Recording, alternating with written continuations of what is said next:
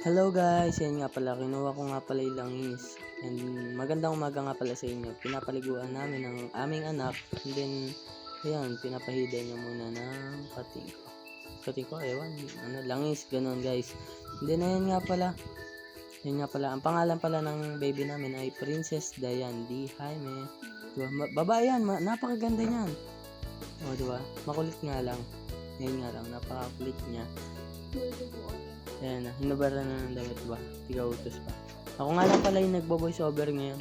Dahil alam nyo naman, atin yung Erica, busy din sa live. And then nag-ano na din siya ng pre-sample dahil yun, na-approach na siya ni TikTok, ganun. Ayan, napahiram pa rin siya. Ewan ko kung anong ano yan, langis ganun. Baka naman, langis lang. Ganun. Sa mga gusto mag-sponsor ng diaper, baka naman. Yan. And then, nilagay na sa may paliguan niya. Di ko alam kung anong tawag dyan sa may tent na yan eh. Pero I think na na-order din siya sa TikTok, ganun. Yan, check nyo na lang.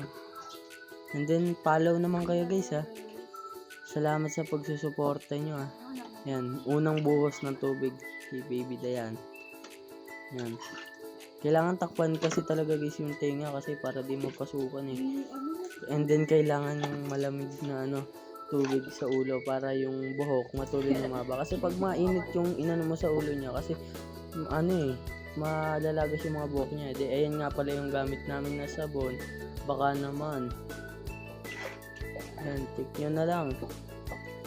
Ayan. Basta intay lang kayo guys sa mga binibitawan namin video. Subaybay lang kayo, manood lang kayo palagi. Lagi kami mag-update ng video araw-araw. Promise sa inyo yan. Basta, support nyo lang kami guys. Yun lang, maraming salamat sa inyo guys. Then ayan nga, yun no, tapos na siya. Okay, salamat guys.